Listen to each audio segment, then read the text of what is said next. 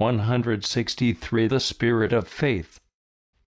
Presence of God, give me, O Lord, that spirit of faith which will keep me in contact with you, in every occupation and circumstance of my day. Meditation. 1. There are two chief obstacles which hinder us from keeping in contact with God while we are at our daily tasks. First, there is the almost entirely worldly, material point of view with which we frequently consider persons and events. Second, there is the opacity of creatures, and the painful, disconcerting, and sometimes evil aspect of many occurrences. As long as we are at our Lord's feet in prayer, it is easy for us to believe that we can see Him in every creature, in every situation, but when we are face to face with certain persons or difficulties, this idea vanishes, and we founder in human reasonings which make us lose sight of God and His activities in the world. The remedy for this is to cultivate a deep spirit of faith. Faith is not limited to knowing God in Himself, as the Trinity. It makes us see Him also in all creatures, in all circumstances of our life, since He is always present everywhere by His providential action. God knows creatures as they exist in relation to Himself, and faith, showing creatures to us as dependent upon God, makes us, in this way, see and judge them somewhat as God Himself sees and judges them. Faith teaches us that nothing, absolutely nothing, happens in the world which is not subject to divine control. It is true that God cannot will evil, and therefore He does not will sin, or its consequences, such as injustice, litigation, war, but He does permit them, simply to safeguard the liberty of His creatures. However, He sometimes intervenes in situations, even in those caused by sin, so as to make everything enter into His divine plan, which is ordained for His own glory, and for the salvation and sanctification of souls. My spirit of faith must be so real that it will convince me that no circumstance, either in my private life, or in my relations with others, escapes God's jurisdiction, which is so wise that it can draw good even out of evil.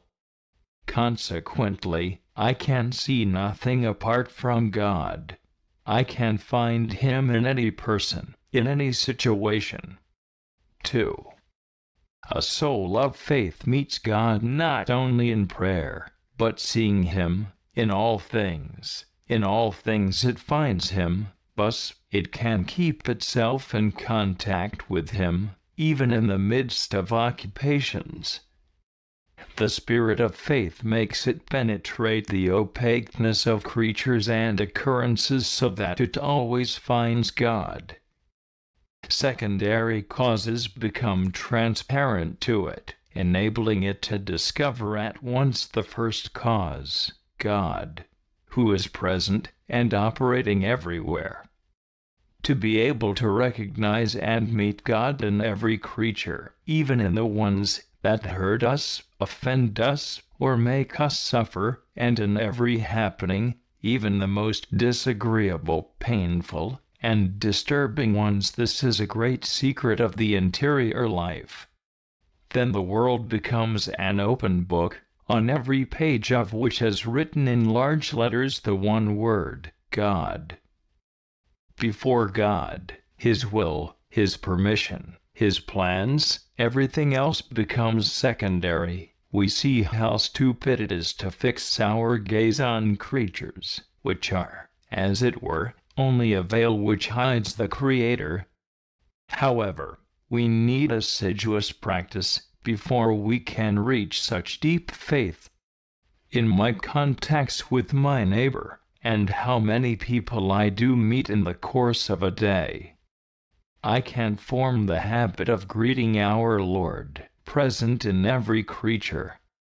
In the duties of my state in life, and in the orders of my superiors, I can see the expression of God's will, in all circumstances great, small, or even minute, which cause me boredom, uneasiness, suffering, increase of labor, or change of plans. I must learn to see them as the many means which God is using to make me practice virtue, patience, generosity, charity.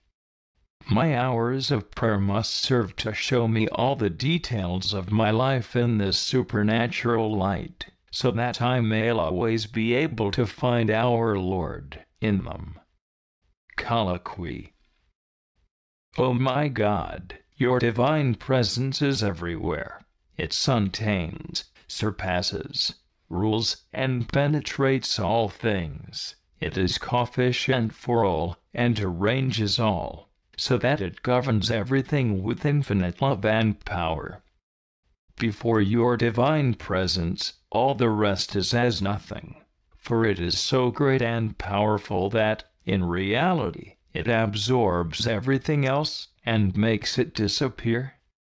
O Lord, grant that I may finally succeed in rising from creatures to you, without losing myself in vain reflections and idle thoughts about creatures. Grant that I may do this with simplicity and in a spirit of faith, a living and unshakable faith.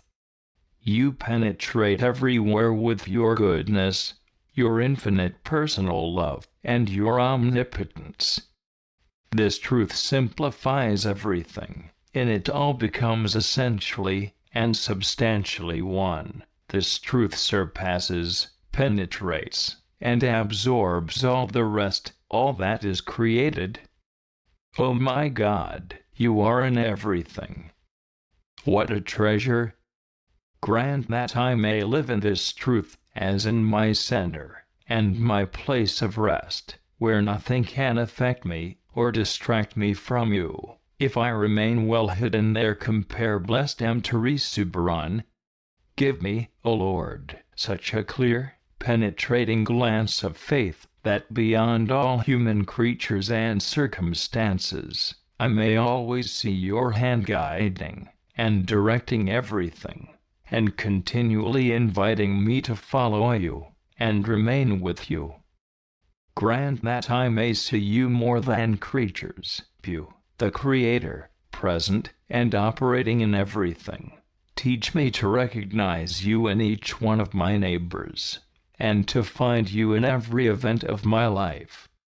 Do not permit creatures to occupy my mind or my heart, but while my duties oblige me to occupy myself with them, may I tend more toward you than toward them, and live more with you than with them.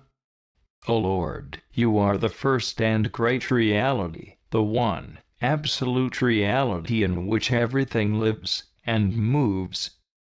Grant that no human contingencies, which derive their existence from you, may set themselves before my eyes in such a way as to prevent me from seeing you, finding you, and uniting myself to you through everything.